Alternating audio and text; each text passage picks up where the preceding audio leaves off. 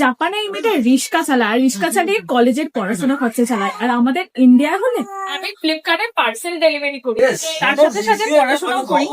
তাও সবসময় শুনতে হয় তুমি কি পড়াশোনা জানো না, পড়াশোনা করোনি কেন? এক একজন তো বলে আরে আব শাদি কাহে নেহি কর লেতে, মানে পরিস্থিতি তোমার যতই খারাপ হোক, তোমার কাজ করার কোনো দরকার নেই, কষ্ট করার কোনো দরকার নেই, তুমি একজনকে বিয়ে করে নাও, একজনের গলায় ঝুলে পড়ো, তাহলেই তোমার সব প্রবলেম সলভ হয়ে যাবে। কেন?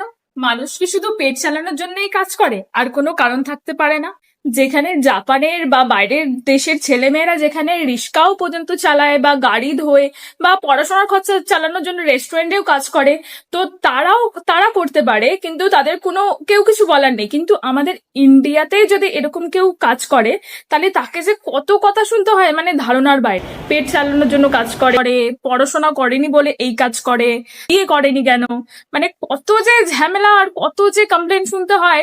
মানে তুমি বাড়িতে বসে থাকো, তোমার পড়াশোনা শেষ হয়নি, তুমি বাড়িতে বসে মা বাবার টাকায় চলো, সে ঠিক আছে, কিন্তু তুমি পড়াশোনার খরচা চালাতে পারবে না নিজে কাজ করে।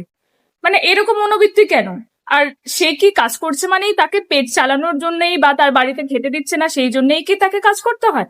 আর অন্য কোনো কারণ থাকে না কাজ করার জন্য? আবার অনেক সময় থাকে না, অনেক কাজ না 9 ঘন্টা পর্যন্ত বসে কোনো অফিসে কাজ করা সম্ভব হয় না, কারণ সব দিকে ম্যানেজ করতে হয়, তো সেদিকে 9 ঘন্টা বসে কোনো অফিসে কাজ করাটা সবার পক্ষে সম্ভব হয় না। সেই জন্য এই কাজগুলো মানুষের অনেকই উপকার হয়। মানে পার্ট টাইম বা যতক্ষণ কাজ করব ততক্ষণ, কাজ শেষ হয়ে গেলেই ছুটি, এরকম কাজগুলো খুবই সুবিধা হয়। তো সেক্ষেত্রে এত কথা কেন? এটা যদি অন্য কোনো দেশ হতো তাহলে তো এরকম কথা শুনতে হতো না। তাহলে ইন্ডিয়াতেই কেন